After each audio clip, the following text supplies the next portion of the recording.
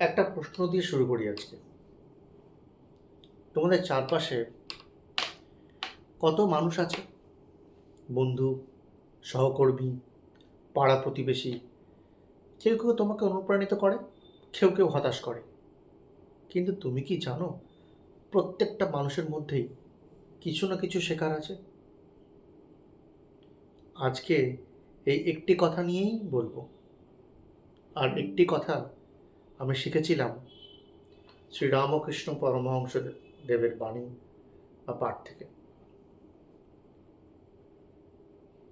ঠাকুর শ্রীরামকৃষ্ণ পরমহংস বলেছিলেন, রাজহংস নীর ক্ষীর বিবেক করে। সে জল দুধ মিশিয়ে দিলে সে শুধু দুধ খেয়ে নেয়, জল পড়ে থাকে। এর মানে কি? রাজহংস অর্থাৎ সাদা রাজহাঁস যদি একটা পাত্রে দুধ আর জল মিশিয়ে দিন, সে শুধু দুধটাই টেনে নেয়, জল পড়ে থাকে। এইটা হলো রাজহংসের বিবেক।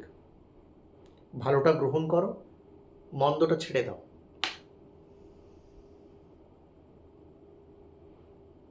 ঠাকুর এই উপমা দিয়ে আমাদের একটাই কথা বলেছিলেন, এই পৃথিবীতে কোনো মানুষ 100% ভালো নয়, আবার কোনো মানুষ 100% খারাপও নয়। প্রত্যেকের মধ্যেই ভালো আছে, মন্দও আছে। তাহলে তোমার কাজ কি? রাজহংসের মতো হও, দুধটুকু নাও, জলটা ফেলে দাও। এই কথাটা আমি শুধু বই পড়ে শিখিনি, এটা আমার জীবনে মিশে গিয়েছে বলতে পারেন, অনেক বছর আগের থেকে। আমি রামকৃষ্ণ মিশনের একজন ছাত্র এবং সেখানে আমার দীক্ষাও হয়েছিল।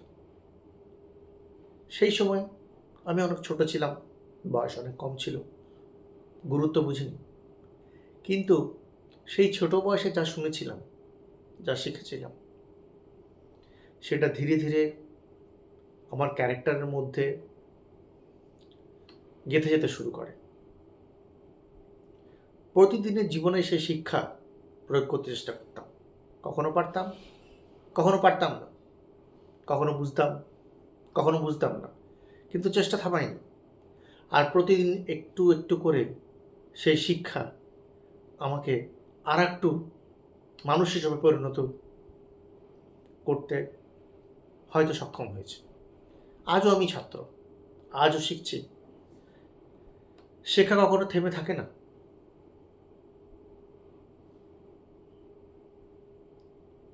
এবার একটু বাস্তবের কথা বলি। তোমার অফিসে হয়তো একজন সহকর্মী আছে যে তার কাজে অসাধারণ, কিন্তু মেজাজে প্রচণ্ড খিটখিটে। তুমি কি করবে? তার কাজের দক্ষতা দেখো, সেটা শেখো, আর মেজাজটা সেটাকে নিজের মধ্যে আসতে দিও না। আর একটা উদাহরণ দিই। হয়তো তোমার পাড়ায় একজন বয়স্ক মানুষ আছেন, সবাই বলে উনি ভীষণ রাগী, ওনার কাছে যেও না। কিন্তু একদিন যদি কাছে যাও, দেখবে তার জীবনের অভিজ্ঞতা, তার ধৈর্য, তার সংগ্রামের গল্প, সেটা তোমার আর 5টা বইয়ের চেয়েও অনেক বেশি শেখাতে পারবে। আবার ভাবো একটু, তুমি কোনোদিন কোনো চায়ের দোকানের কাছে গিয়ে কিছু শেখার চেষ্টা করেছো? কিভাবে সেই কর্মচারী সকাল থেকে রাত অবধি পরিশ্রম করে, সেই কর্মনিষ্ঠতা, সেই লেভেলের ডেডিকেশন, সেটাও কিন্তু শেখার মতো একটা জিনিস। শেখার মানুষের কোনো বড় পদে থাকে না, শেখার উপাদান আছে সবার মধ্যে, সর্বত্র। এখন একটা কঠিন কথা বলি,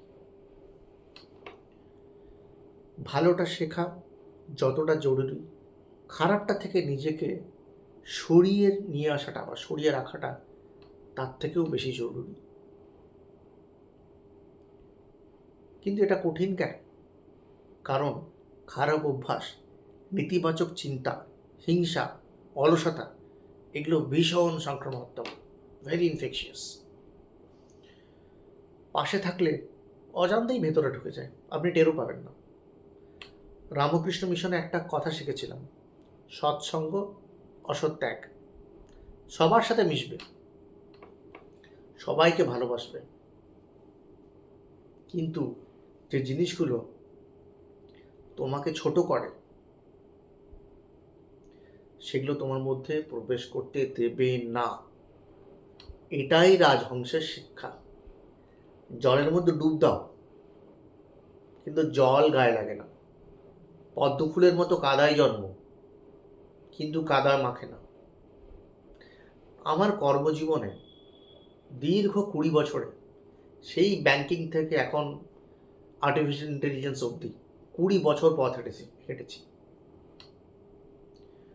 ব্যাংকে কাজ করার সময় সেখানে স্টাফ, সিনিয়র স্টাফ, ম্যানেজার সবার কাছ থেকে শিখেছি কীভাবে কাস্টমার সাথে কথা বলতে হয়। সে শিক্ষা আজও আমার মধ্যে আছে। যখন একটা ফরেন ব্যাংকের জন্য কাজ করতে যাই, সেখানে অড টাইম শিট, টেকনিক্যাল জিনিস হ্যান্ডেল করেছি, প্রচুর ইঞ্জিনিয়ারের সাথে কাজ করেছি। সেই নিষ্ঠা আমাকে শিখিয়েছিল কাজের প্রতি সম্মান মানেই নিজের প্রতি সম্মান। আর এখন কিছুটা তো বয়স হয়েছে, অস্বীকার করার নেই, কিন্তু যখন তরুণ ইঞ্জিনিয়ারদের সাথে কাজ করি, তাদের কাছ থেকে প্রতিদিন কিছু না কিছু শিখি। জেনারেশন চেঞ্জ হচ্ছে ভেরি ফাস্ট, কারণ শেখা সব দিক থেকেই আসে। এটাই ঠাকুর আমাকে শিখিয়েছিলেন, এটাই শ্রী রামকৃষ্ণ মিশন আমার মধ্যে গেঁথে দিয়েছে। এই ভিডিওটা দেখার পর তোমাদের কাছে একটাই অনুরোধ, আজ থেকে 3টে কাজ করো। প্রথম, তোমার চারপাশের মানুষদের নতুন চোখে দেখো। প্রত্যেকের মধ্যে অ্যাটলিস্ট একটা করে ভালো গুণ খোঁজো, সেই গুণটাকে অ্যাপ্রিসিয়েট করো এবং সেটাকে শেখার চেষ্টা করো। দ্বিতীয়, যে জিনিসগুলো তোমাকে নেতিবাচক করে তোলে সেগুলোকে চিহ্নিত করো এবং সচেতনভাবে সেগুলোর থেকে দূরে থাকো। মানুষকে ঘৃণা করো না, এই অভ্যাসটাকে ত্যাগ করে দাও। আর তৃতীয়, প্রতিদিন একটু সময় নিজের জন্য রাখো। নিজেকে জিজ্ঞেস করো, আজ আমি কি শিখলাম? আজ আমি কি একটু ভালো হলাম?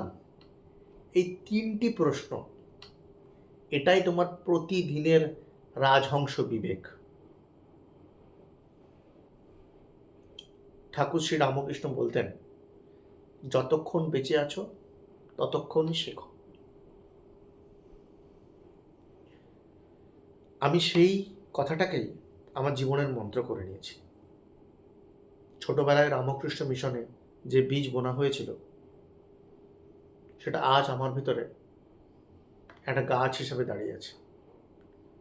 আর আমি চাই তোমার ভিতরেও সেই বীজটা পড়ুক।